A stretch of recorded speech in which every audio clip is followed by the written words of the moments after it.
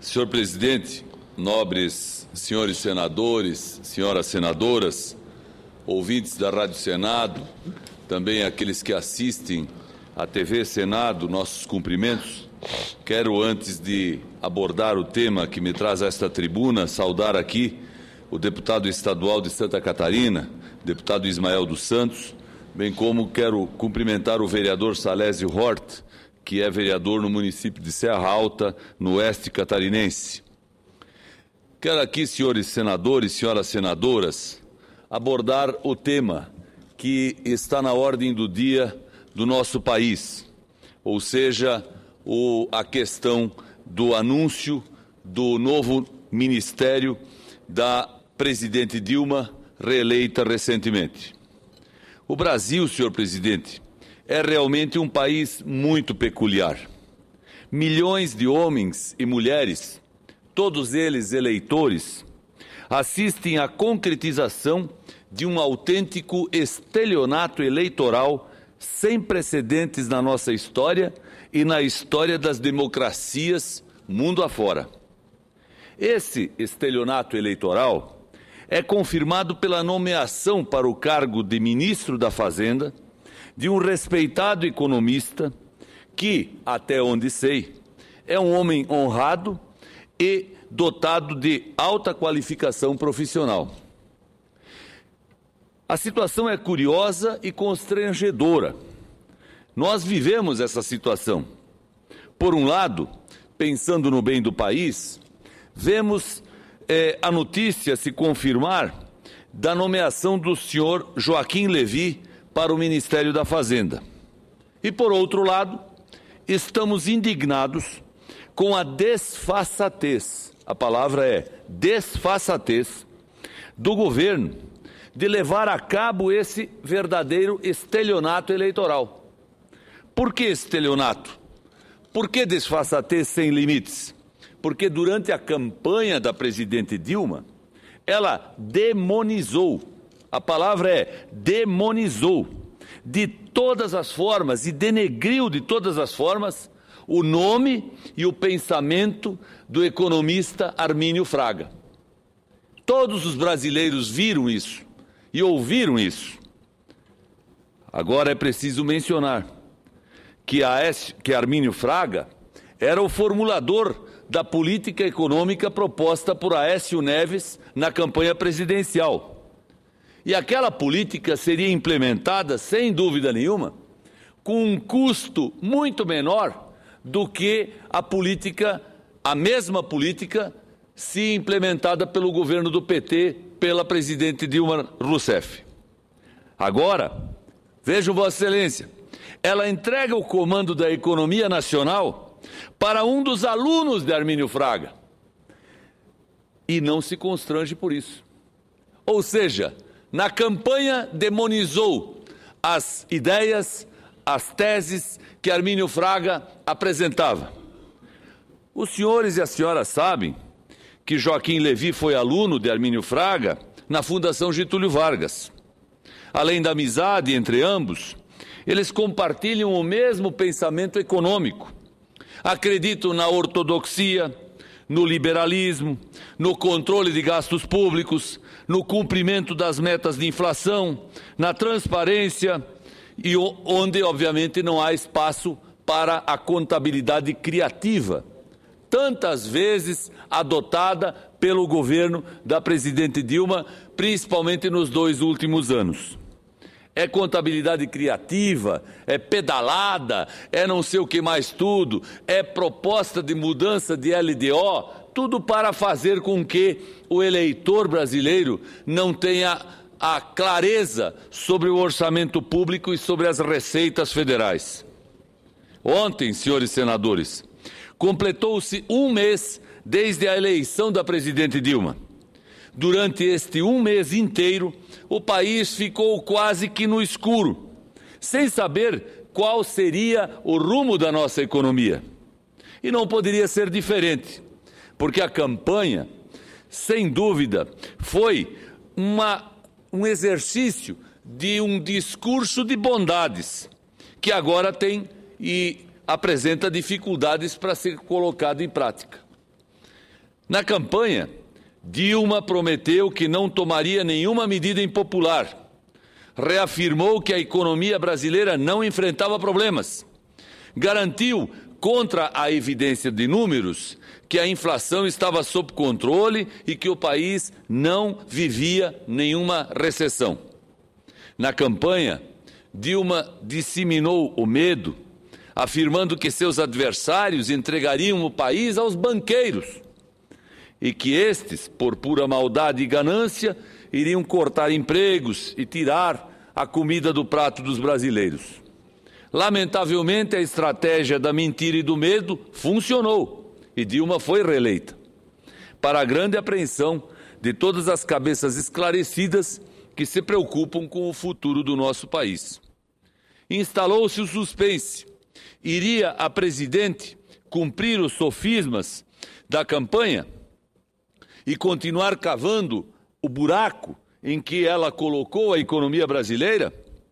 Ou iria contrariar tudo o que disse, mudando totalmente a orientação econômica e confirmando definitivamente a prática do estelionato eleitoral?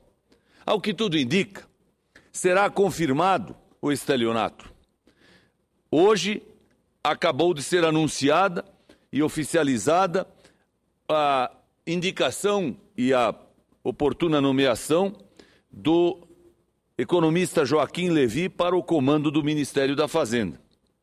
Como eu já disse, Joaquim Levy é qualificado profissionalmente e respeitado pela sua forma de trabalhar.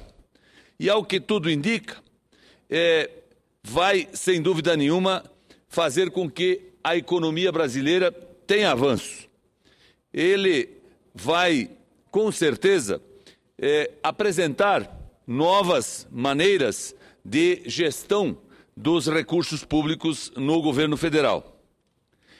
É preciso desejar ao ministro uma condição de trabalho para que ele possa vencer as dificuldades. As contas públicas hoje são mera ficção, agravadas pela recente revelação de que o governo não conseguiria cumprir a meta de superávit primário estabelecido na lei das diretrizes orçamentárias. E aí é preciso fazer uma observação. Aqui, há poucos instantes, o senador Cristóvão Buarque usava a tribuna e a senadora Gleisi Hoffmann debatia com ele sobre a necessidade e a justificativa do governo de defender esta mudança que pretende implementar na lei de diretrizes orçamentárias com relação ao superávit primário. E a senadora Gleisi dizia que isso se faz necessário porque é possível e é necessário que o governo altere a LDO, já que os números não são aqueles que inicialmente o governo imaginava vivenciar durante o ano, durante esse exercício. Senhores senadores, isto é mais ou menos como você imaginar uma viagem de carro com a sua família, num trecho de uma cidade até a outra, que terá o percurso de 600 quilômetros. Você coloca o dinheiro no bolso para o hotel, para a refeição, para o combustível, e quando você está no meio da viagem, você descobre que não vai ser suficiente aquele dinheiro para chegar ao destino. Aí, ao invés de você retornar ou pedir um dinheiro emprestado, você pega o mapa, corta ele, rasga ele e diminui os 600 quilômetros para 400. Pronto, resolveu o seu problema. É isso que o governo está fazendo com o orçamento da República. Não está assumindo a responsabilidade da gestão mal feita. Por quê? Senhor senador Armando Monteiro, Vossa Excelência, que provavelmente será ministro, e eu desejo que seja, porque o desenvolvimento econômico precisa de gente com o seu talento, com a sua experiência, com o seu conhecimento. É preciso mencionar, anualmente o governo paga os débitos relacionados aos precatórios lá no mês de abril. Esse ano não pagou ainda, deixou para frente, porque em abril, se tivesse pago como se faz aí nos últimos anos, obviamente que o problema do caixa do governo ia aparecer na campanha. os subsídios que o governo dá para os programas sociais, via Caixa Econômica, também não foram pagos ainda para a Caixa Econômica, estão sendo pagos agora. Porque se tivessem sido pagos lá nos meses de competência, o caixa do governo já tinha estorrado. Então, aquele cidadão que fez aquela viagem de 600 quilômetros, ele não economizou desde o primeiro quilômetro de viagem o dinheirinho que ele tinha destinado para hotel, para restaurante, para passeios e para o combustível para poder chegar no final da viagem. Ele foi gastando. E aí, quando ele descobriu que não ia chegar mais lá, ele não tinha como voltar atrás. Ele rasgou o mapa para ver se conseguia diminuir a quilometragem. E aí, obviamente, a solução que o Congresso Nacional vai dar é uma solução absolutamente descabida do ponto de vista contábil, orçamentário, que nós não queremos e não podemos aceitar. Porque depois deste ano, nós teremos mais um ano. Depois outros. Todo ano temos orçamentos. E os orçamentos precisam ser respeitados. Veja, Vossa Excelência, senador Paulo Paim. Hoje existe no Brasil a DRU. A DRU é um mecanismo instituído, e não foi pelo governo do PT, é preciso mencionar, para que o governo possa e tenha flexibilidade para levar 25% de toda a verba pública daqui para lá e de lá para cá. Tira da saúde, bota na segurança, tira da segurança, bota na infraestrutura, enfim, é um mecanismo que o Congresso dá ao governo para que o governo tenha flexibilidade. Além disso, existe um mecanismo legal, contábil, legítimo, de inscrição em restos a pagar daquelas contas que não têm a disponibilidade financeira para se honrar naquele exercício. Quando a gente olha o volume de recursos da DRU em 25%, exceção se deve fazer a educação, quando a gente vê o volume de recursos que são empenhados em restos a pagar, e quando vê agora a votação dessa mudança no superávit primário, a gente descobre que, na verdade, de 100% do orçamento da União votado pelo Congresso Nacional, apenas 50%, talvez 60%, é que efetivamente se vê realizar de acordo com a vontade da população brasileira, que é representada por deputados e senadores no modelo democrático que temos instituído no país. Então não adianta mais votar orçamento, não adianta ficar votando metas, superávit, recurso para cá, para a saúde, para a educação, para os transportes, quando na verdade nós vemos todos esses mecanismos instituídos serem aplicados e ainda no meio do jogo. Quase no final da viagem, a gente ainda vê uma mudança como esta, proposta pelo governo ao Congresso Nacional com relação ao superávit primário, ser praticada. Mas eu quero continuar o meu raciocínio e a minha manifestação a respeito da questão da eleição e do discurso eleitoral e da prática que o governo está adotando hoje em relação à nomeação dos ministros no governo federal. O país, senhor presidente, se defronta com o risco iminente de rebaixamento de sua nota nas agências internacionais de classificação de risco, perdendo o grau de investimentos que lutou tantos anos para conquistar, desde o Plano Real. Isso significaria retração dos investimentos externos em um momento em que nossa economia mais precisa desses investimentos. Não há dúvidas de que o ministro Levi é intelectualmente capacitado para a tarefa, mas isso não é suficiente.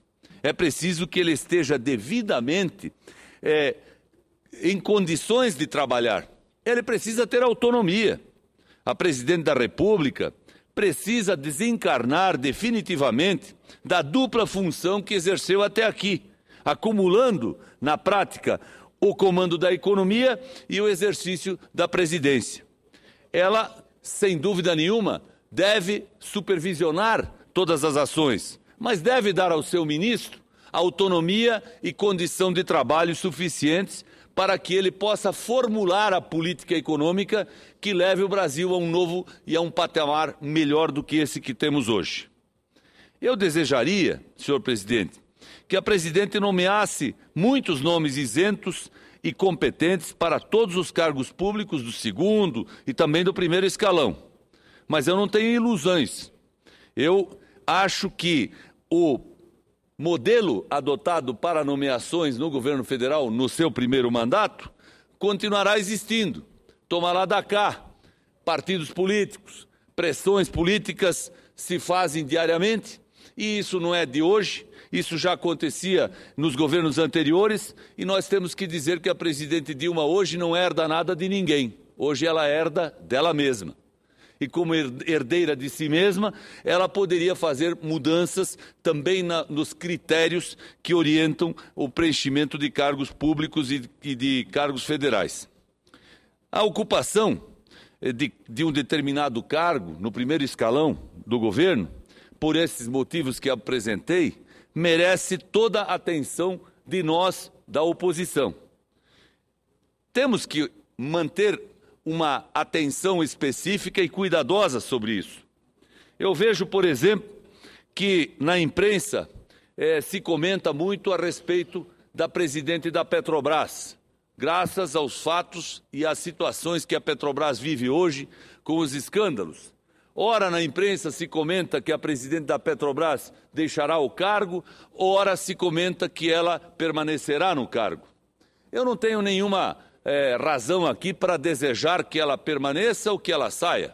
Pelo contrário, eu quero que o governo, como eu já disse, tenha os melhores quadros para que nós possamos ver o funcionamento do governo, acima de tudo, estar em condições de atender às exigências do povo brasileiro. Mas é preciso mencionar, na CPI da Petrobras, na CPMI da Petrobras, há alguns meses atrás, a senhora Graça Foster disse que desconhecia qualquer informação a respeito de denúncias de recebimento de propinas por funcionários da Petrobras, pagas pela empresa holandesa SBM Offshore, que alugava navios plataforma. Isso ela disse na comissão.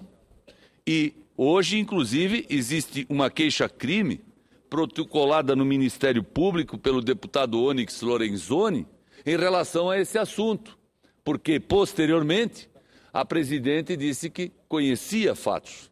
Não esclareceu, entretanto, se os fatos foram dados ao conhecimento dela depois do seu depoimento na CPMI ou antes. O fato é que nós, da oposição, temos o dever, e vamos exercê-lo, de manter um cuidado e uma atenção redobrada sobre todos os atos, sobre todas as ações desenvolvidas no governo federal, inclusive pelos que vão ocupar cargos na nova administração. E comparar as suas atitudes e suas ações com aquilo que efetivamente foi anunciado na campanha eleitoral como sendo propósito e meta de governo. Aliás, como eu falei aqui da empresa holandesa SBM Offshore, eu menciono, senhor presidente, que no primeiro semestre deste ano, se não me falha a memória, em maio, final de maio, na Comissão de Assuntos Econômicos, eu apresentei um requerimento para que senadores desta casa e daquela comissão participassem juntamente com deputados federais, já apontados na Câmara dos Deputados, de uma viagem e de um trabalho de auditoria e de verificação na Holanda sobre as denúncias de corrupção que de lá surgiam através da imprensa. O meu requerimento não foi aprovado e restou anexado ao requerimento de CPMI sobre a Petrobras, que resultou na formação da Comissão Parlamentar Mista de Inquérito. Aquela denúncia, aquela manifestação que fiz na CAI, se mostrou absolutamente apropriada e adequada, já que hoje a própria Petrobras e a própria empresa holandesa e as próprias autoridades holandesas confirmam o fato. Eu venho aqui, senhor presidente, dizer que, primeiro, nós queremos um país melhor. Nós sabemos das dificuldades que cada autoridade, que cada governante tem para realizar a sua tarefa. Mas confesso que, ao verificar que a presidente Dilma, mesmo contrariando o discurso de campanha, escolhe e indica para seu ministério pessoas como Joaquim Levy, eu fico até aliviado, porque eu estou certo de que, se for dado a ele condição de trabalho, ele vai conseguir avançar e apresentar uma proposta nova, uma proposta melhor para o país na área da administração do Ministério da Fazenda e da administração da economia nacional. De qualquer forma, nós vamos continuar exercendo a fiscalização, vamos continuar cobrando para que o país efetivamente viva um novo momento, um momento de mais tranquilidade, um momento de mais verdade, de mais transparência em benefício dos brasileiros. Muito obrigado.